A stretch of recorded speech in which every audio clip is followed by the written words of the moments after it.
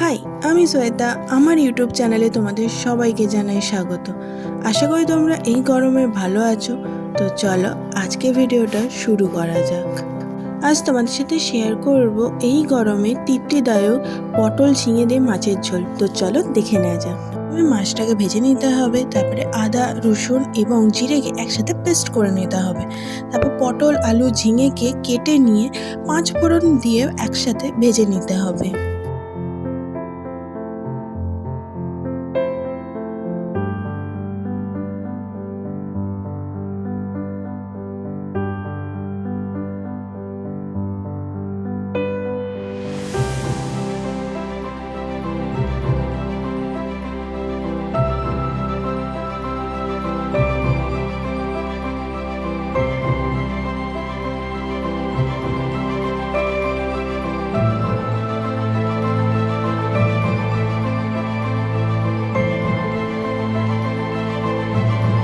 পটল আলুটাকে ভালো করে ভেজে নিতে হবে। পটল আলু ভাজার পরে যে আমরা পেস্টটা করে রেখেছিলাম আদা রসুন জিরে, সেটাকে দিয়ে দিতে হবে। দিয়ে ভালো করে আবার মিক্সড করতে হবে সবজির সাথে। আর তার সাথে তোমরা কাঁচা লঙ্কা দিলে তো কোনো কথাই নেই। এই গরমে কাঁচা লঙ্কা খাওয়া খুবই ভালো।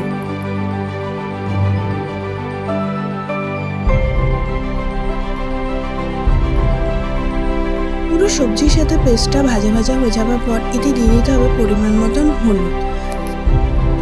হলুদ দিয়ে আবার সবজিটাকে একটু ভাজা ভাজা করে নিতে হবে, সবজির সাথে হলুদটা যাতে মিক্সড হয়ে যায়।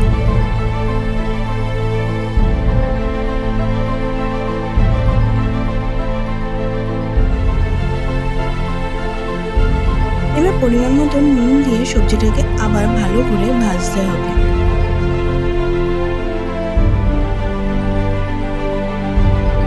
সবজিটা ভাজা ভাজা হয়ে গেলে একটা পাত্রে একটু উষ্ণ গরম জল করে পরিমাণ মতন জল এই তরকারিতে দিয়ে দিতে হবে।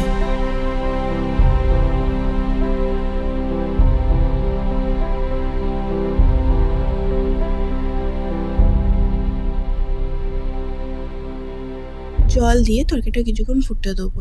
তরকারিটা কিছুক্ষণ প্রায় 5 থেকে 7 মিনিট ফুটে গেলে যদি সবজিগুলো ভালোভাবে সেদ্ধ হয়ে যায়, তাহলে যে মাছগুলো আমরা ভেজে রেখেছিলাম সেটা একে একে তরকারিতে দিয়ে দেবো। তরকারিতে মাছগুলো দিয়ে দেওয়ার পর মাছগুলো যাতে ভালোভাবে তরকারিটা অ্যাবসর্ব করতে পারে ততক্ষণ মাছটাকে ফোটাবো। তারপরে নামিয়ে নিলেই কিন্তু রেডি আমাদের গরমের মাছের ঝোল পটল আলু দিয়ে।